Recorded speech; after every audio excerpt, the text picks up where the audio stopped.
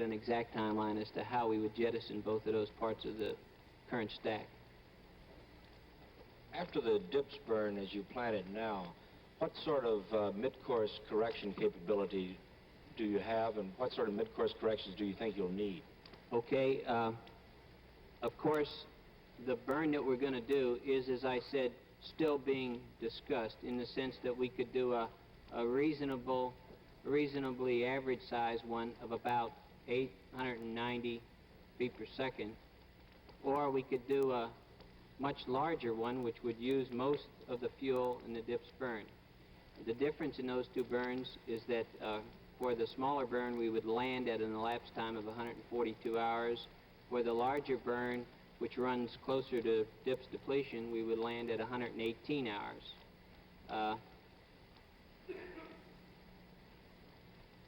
And you wanted me to relate that to the mid-course correction. The mid-course as well. The way we plan and target the burn, we don't expect to have any, but with the shorter burn or the longer return time, we would have a considerable amount of delta V available in the lunar module to correct it. With the larger burn and the shorter return time, we would have less than that, on the order of a couple hundred feet per second in the LEM descent propulsion stage. We have about 3 questions in the second row we'll pick up here. Can you tell me where Fred Hayes slept during the night, and can you also tell us if the ground controllers ordered the 2 LEM pilots into the lunar module last night, or did they go in on their own?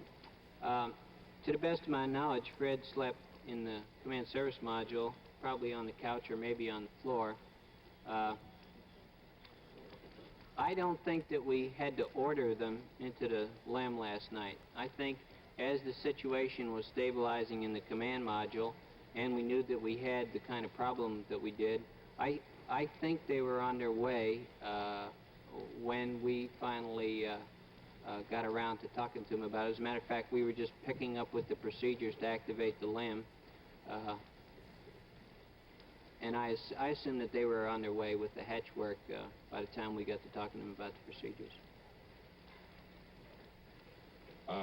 When you send them up the information for that small burn last night to get back on a free return trajectory, the kind of information usually includes a weight figure for the spacecraft, and that had obviously changed because of the venting.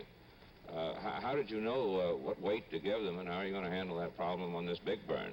Well, the weight that you're talking about is the weight of the total command service module. The purpose of giving that number is to have the guidance system do the most accurate job that it can in guiding the burn. Now, we have a number of people who try to make that number accurate to the nearest ounce, but in all truth, the guidance system can perform quite properly, even if it's off by a large amount, several hundred or several thousand pounds. So whatever we assumed about the weight when we sent it up, it really wouldn't make any difference to the burn. Is it right to assume that whichever of these TEI burns you do, you will have reacquired the spacecraft after it's passed behind the moon? Yes, sir. Let me say one more thing that you just indicated. These burns will be performed after we go around the moon and on the front side. They won't be conducted in the usual TEI fashion behind the moon.